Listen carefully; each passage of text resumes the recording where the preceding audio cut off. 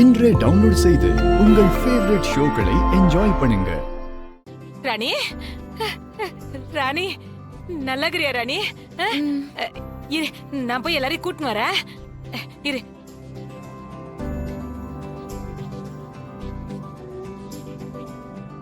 பராசக்தி. ஐயா ஐயா, வளரு தம்பி, ராணி கண்ணு முழிச்சிட்டா, வாங்க. அப்படியா? சித்தா தம்பி, உங்க வேண்டுதல் வீண் போகல. ராணி நல்லாகிறா. வாங்க வாங்க வாங்க, எல்லாம் ராணி பார்க்கலாம் வாங்க. வாங்க. பராசக்தி, பராசக்தி, ஓம் சக்தி, பராசக்தி, பராசக்தி. ஆத்தா, உன்னோட கருணையே கருணை. ராணி திரும்ப கண் முழிச்சு வந்துட்டா. ரொம்ப நன்றி ஆத்தா.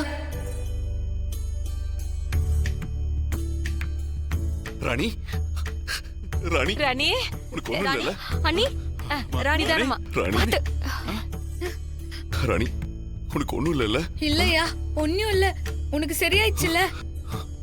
ஆயிடுச்சு. அம்மா ராணி, நான் ரொம்பவே பயந்துட்டேம்மா. உன் உடம்பு வேற ரொம்ப வீக்கா இருக்குன்னு டாக்டர் ஏற்கனவே சொல்லிருக்காங்க. நீ இப்படி பேச்சு மூச்சு இல்லாம கிடந்தப்ப எங்க உயிரே எங்க கிட்ட இல்லம்மா. ஆமா ராணி, உன்னை வந்து இப்ப பார்த்ததுக்கு அப்புறம் தான் எங்களுக்கு உயிரே வந்துச்சு. நீ சித்தார்த் மேல எவ்வளவு அன்பு வச்சிருக்கன்னு எங்களுக்கு எல்லாம் நிரூபிச்சுட்ட ராணி. ராணி, நீ என் வாழ்க்கையில கிடைச்சதுக்கு நான் எத்தனை ஜென்மங்களா புண்ணியம் பண்ணிருக்கேன்னு எனக்கே தெரியல ராணி. இந்த அம்மனை நம்பி இந்த இடத்துக்கு வந்த எல்லாரும் அவங்க சங்கடம் தீர்ந்து சந்தோஷமா தான் போவாங்க.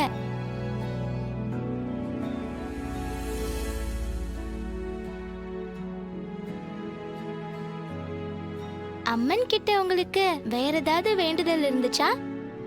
அது விட்ட குறை தொட்ட குறை மாதிரி ஒரே ஒரு நேர்த்தி கடன் செலுத்தாம இருந்தது. ஆனா அது இப்போ நல்லபடியா முடிச்சாச்சு. ஆனா இருந்தாலும் மனசு உள்ளார ஒரே ஒரு உறுத்தல் இருந்துனே இருக்குது. அது என்ன ராணி? அம்மனுக்கு கூழ் ஊத்தணும்னு மனசார வேண்டி நின்றப்பதான் திடீர்னு இப்படி எல்லாம் தடங்கல் வந்துச்சு. அத மட்டும் ஏன் மிச்சம் வைக்கணும்?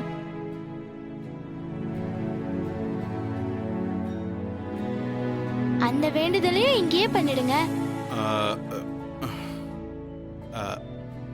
அம்மா, நீ சொல்ற மாதிரி இங்கேயே கூழ் ஊத்தலாம். ஆனா சித்தார்த்துக்கு திடீர்னு அம்மா போட்டதுனால நாங்க எல்லாரும் கிளம்பி இங்க வந்துட்டோம். ஆனா கூழ் ஊத்துறதுக்கான முன்னேற்பாடுகள் எதையுமே செய்யலையம்மா. இப்போதைக்கு இந்த இடத்துல எங்களால எதுவும் செய்ய முடியாது. ஆமா பாப்பா, தாத்தா சொல்றாப்ல வீட்டுக்கு போனதும் நாங்க கூழ் ரெடி பண்ணி அம்மன் பேரை சொல்லி எல்லாருக்கும் குத்துறோம். ஒரு நல்ல காரியம் செய்யணும்னா அதுக்கு நல்ல மனசு இருந்தா மட்டும் போதும். மத்த எல்லாத்தையும் ஆத்தாலே பாத்துக்குவா. மடிப்பிச்சை ஏந்தி காணிக்கையோட கோவிலுக்கு வந்தல்ல? ஆமா பாப்பா. அம்மன் காலடியில இருக்கிற அந்த காணிப்ப முடிப்ப திறந்து பார்த்தா உனக்கு எல்லாம் புரியும். பூசாரி, தாயி, அதை எடுத்துட்டு வந்து ராணி கிட்ட கொடுங்க. சரி தாயி.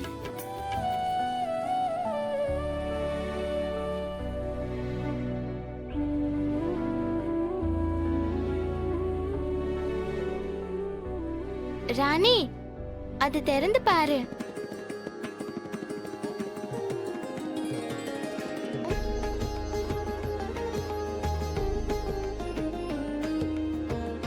ராணி, பாத்து மெல்ல.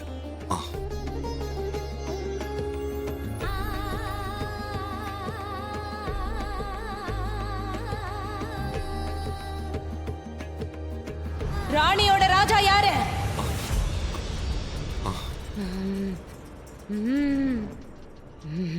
நீ எத்தனை தடவை மறுபிறப்பை எடுத்து வந்தாலும் உனக்கு வர சோதனைய நீ சந்திச்சுதான் ஆகணும். போ. சரிங்கம்மா. வைத்து பொள்ளத்தாச்சு யாரு? என் மனச குளிர வச்ச மகாராணி யாரு?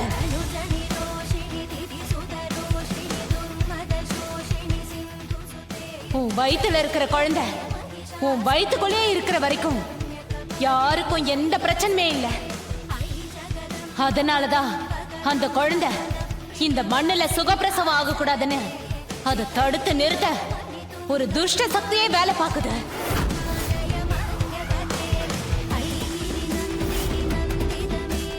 உன்னோட குழந்தை பிறந்துச்சுன்னா அந்த துஷ்ட சக்தியோட சேர்த்து உன் குடும்பத்துல 4 உசுறு போயிடும்.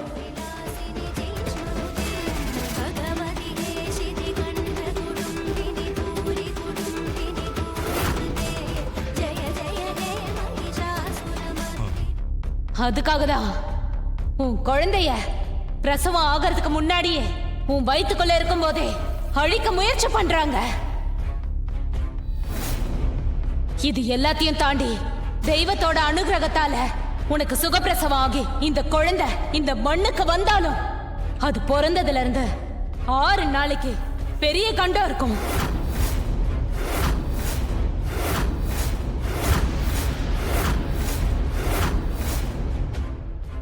அந்த கண்டத்துல ஒருவேளை இந்த குழந்தை சிக்கிருச்சுன்னா உன் புருஷன் உயிரோடவே இருக்க மாட்டான்.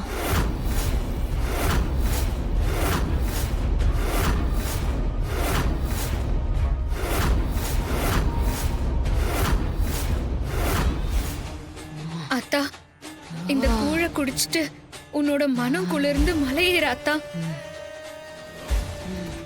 என் இஷ்டப்பட்டவங்க கொடுக்கறது விஷமா இருந்தாலும் குடிப்பேன். நீ எனக்கு பிடிச்ச கூழியை கொடுத்திருக்க, நான் குடிக்க மாட்டேனா?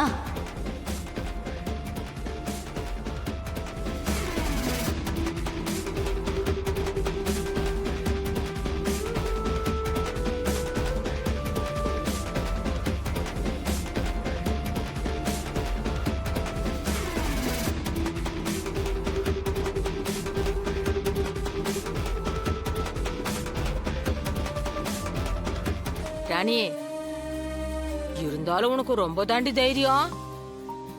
இப்படி நேரம் மாசமா இருக்கிறவா கொஞ்சம் கூட பயப்படாம டீச்சர்ட் எடுக்கிறது என்ன, மடிப்பிச்சு கேக்குறது என்ன, எத்தனை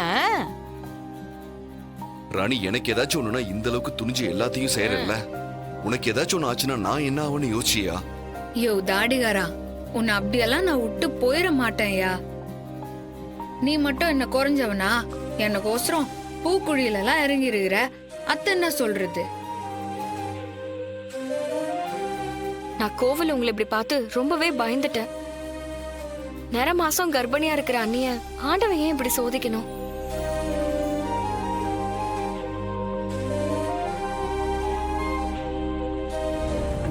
என்னப்பா,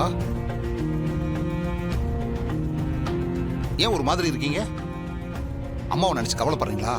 அதெல்லாம் இல்ல பத்து. என் மனசுக்குள்ள பெருசா ஏதோ தப்பா நடக்க போகுதுன்னு தோணிக்கிட்டே இருக்கு. இது என் மனசுல ஒரு நெருடலாவே இருக்கு.